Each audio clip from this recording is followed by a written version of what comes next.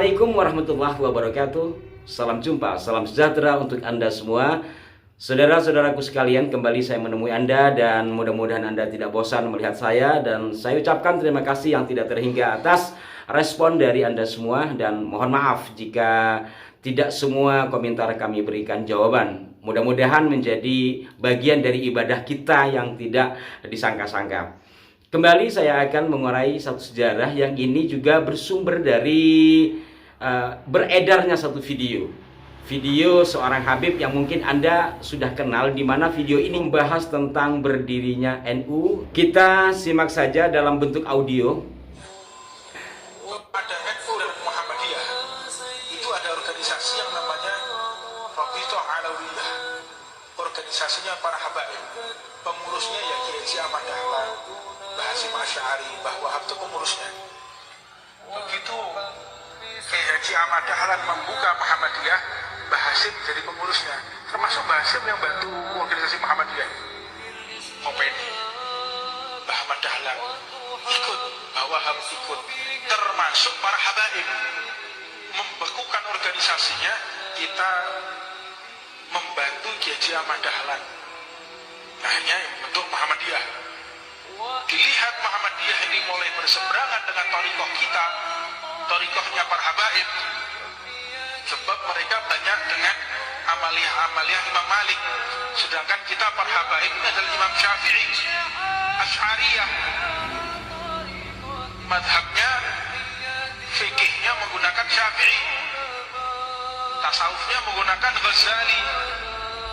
Loh, kok bertentangan dengan Kiai Haji Ahmad Dahlan? Maka mereka membubarkan diri dan masuk di dalam Subhanul Waton. Yang pertama Nahdlatul Waton, diganti Subhanul Waton, terus terakhir diganti Nahdlatul Ulama. Para habaib bergabung di dalam Nahdlatul Ulama. Ceritanya kayak begitu, bergabung. Sampai batas ini mungkin sebagian dari Anda lagi-lagi kok bisa begitu ya? NU berdiri 1926, sementara Rabithah Alawiyah berdiri 1928. Mungkin juga salah sebut beliau ya, yang ingin disampaikan barangkali itu Jam'iyatul Khairiyah. Memang Jam'iyatul Khairiyah adalah organisasi yang berisi tentang pendidikan dan berbagai hal, termasuk distribusi majalah Al-Manar yang diisinya itu adalah tulisan dari Abduh dan Rashid Ridho. Itu juga melalui Jam'iyatul Khairiyah atau Jamiat Khair, sehingga Mbah Dahlan menurut bukunya Ca Anam dalam pertumbuhan dan perkembangan NU itu berlangganan majalah Al-Manar melalui Jam'iyatul Khairiyah atau Jamiat Khair. Nah, khusus kepada yang disampaikan oleh beliau, kalau dikatakan itu terpeleset, seperti saya kan sering kepleset, itu hal wajar. Tapi kalau berkali-kali apa ya kepleset. Kemudian tentang turut sertanya para habaib, kemudian terlibatnya Mbah Hasyim di Muhammadiyah dan sebaliknya. Ini dari mana datanya? Jelas-jelas tidak kesana dari semua hal yang saya pelajari terkait dengan madhab. Ya benar bahwa kita bermadhab Syafi'i, tasawufnya Al-Ghazali dan seterusnya. Tetapi kalau Muhammadiyah lebih cenderung kepada Maliki, saya tidak tahu, ini nanti yang menjawab biar saudara-saudara kita Muhammadiyah. Saya lebih pada urusan sejarahnya.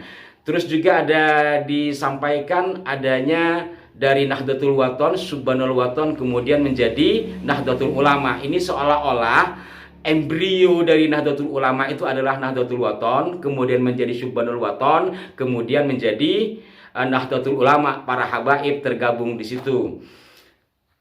Nahdlatul Waton memang didirikan oleh Mbah Wahab Hasbullah bersama Kiai Haji Mas Mansur dan beberapa tokoh yang lain ya. Itu madrasah, bukan organisasi sosial keagamaan. Madrasah Nahdlatul Waton, yang di dalam madrasah Nahdlatul Waton itu seperti yang saya ungkap sebelum memulai pelajaran bernyanyi atau melakukan Mars Kebangkitan Anak Bangsa atau Kebangkitan Bangsa, tapi bukan Partai Kebangkitan Bangsa ya. Jalal Waton ya itu sebelum memulai, atau mungkin yang lagu ya ahlal waton hubbul waton minal iman, mungkin yang itu wallahu alam. Tapi yang pasti Nahdlatul Wathon itu adalah lembaga pendidikan yang dibangun oleh Mbah Wahab dan kawan-kawan serta para kiai. Jadi bukan organisasi.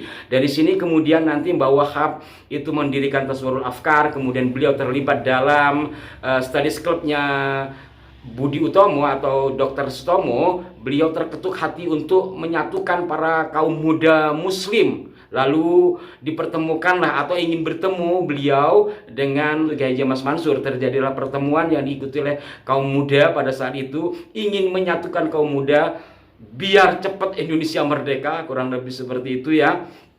Lalu pertemuan mereka malah berbuah perdebatan perbedaan furu'iyah dalam dunia fikih, sehingga terjadi perdebatan. Lalu mereka masing-masing mendirikan organisasi yang anak muda atau pemuda di bawah Mbah Wahab ini mendirikan Syubbanul Wathon. Kalau tidak salah 1924 itu ya. Jadi Nahdlatul Wathon itu adalah madrasah, Syubbanul Wathon adalah organisasi kepemudaan. Kemudian nanti 1926 berdiri Nahdlatul Ulama.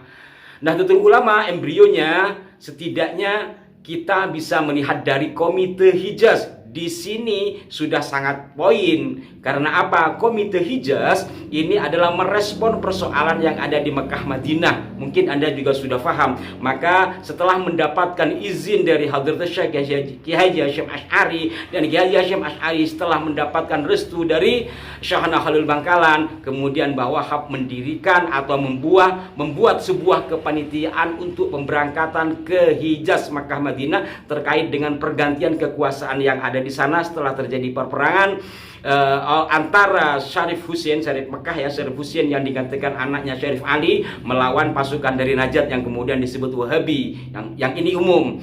Kemudian setelah Syarif Mekah kalah, pasukan Najd menguasai Mekah Madinah. Disinilah merespon dengan Komite Hijaz. Komite Hijaz inilah kemudian menjadi Nahdlatul Ulama. Jadi bukan Nahdlatul Wathon. Kalau pejuangnya ya itu aja. Di antaranya itu loh, terutama tokohnya adalah Mbah Wahab.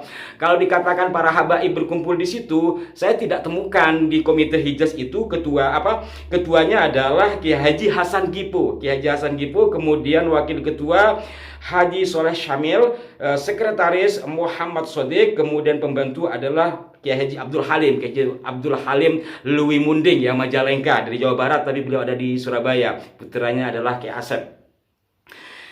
Sementara Kiai Wahab sebagai penggagas, beliau menjadi penasehat Kiai Haji Abdul Wahab Hasbullah, kemudian Kiai Haji Masyhuri Lasem, kemudian Kiai Haji Khalil Lasem. Dari sini nanti terbentuklah Nahdlatul Ulama.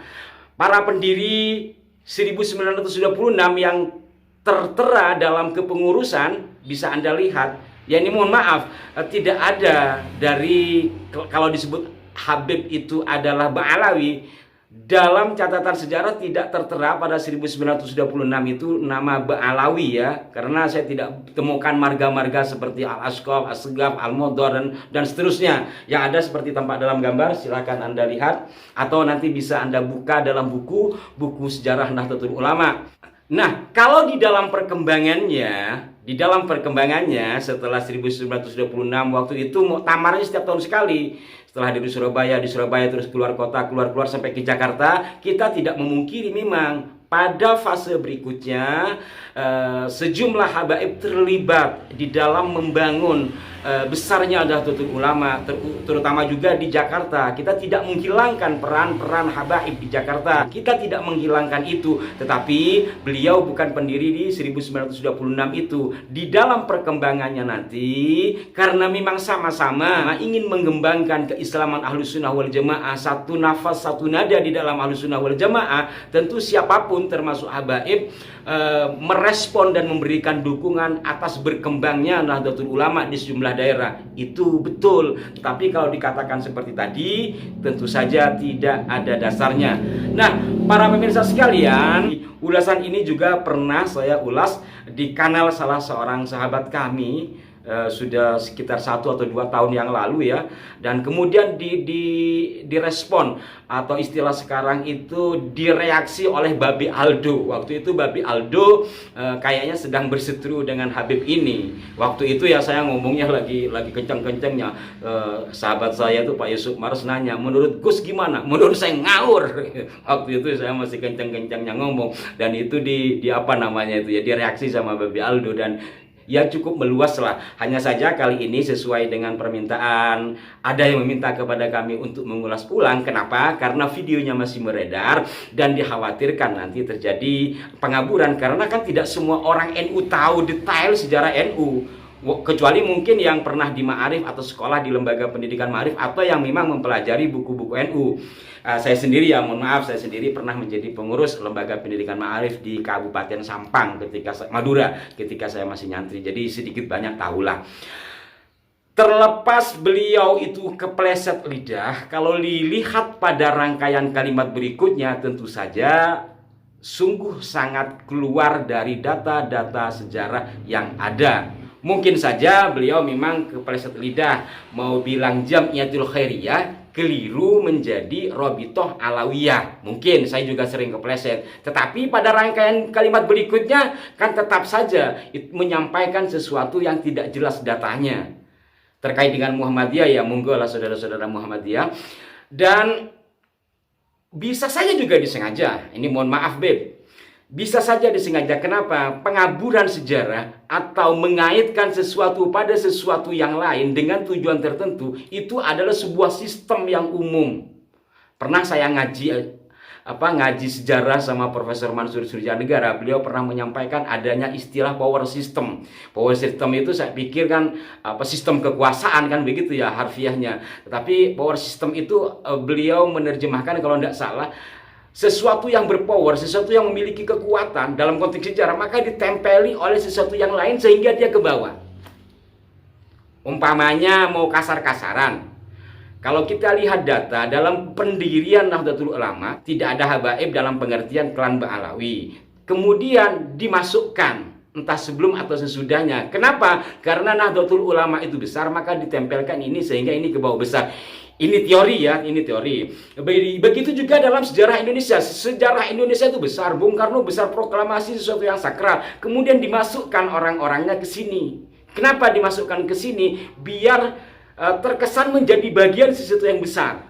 Ini teori ketika saya ngaji sejarah. Maka itu banyak sekali upaya-upaya pengaburan sejarah. Entah itu disengaja secara terang-terangan, atau seolah-olah diplesetkan, atau seolah-olah keliru. Jadi seolah-olah keliru ini nanti ketika itu, oh iya mohon maaf salah, padahal memang sengaja. Tetapi setidaknya sudah berapa orang yang kena atau kemakan, apalagi yang berbicara itu tokoh. Disinilah pentingnya pelurusan sejarah.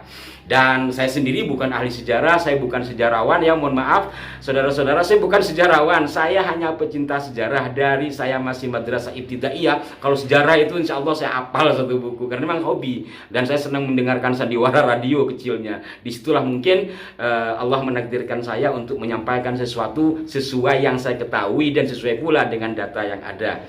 Demikian, tanpa maksud untuk merendahkan siapapun, hal-hal yang sekiranya perlu diluruskan, baik untuk diluruskan agar apa? Agar tidak bengkok berkepanjangan, sehingga akhirnya lama-lama orang meyakini itu sebuah kebenaran. Sebagaimana umum kita ketahui, kebohongan yang terorganisir lama-lama akan dianggap sebuah kebenaran. Jadi inilah pentingnya kita satu sama lain saling mengingatkan. Termasuk apa yang saya sampaikan, saya menerima kritik selama kritik itu memang ada dasar. Kenapa? Saya bisa juga salah di dalam menyampaikan atau keliru di dalam penyebutan.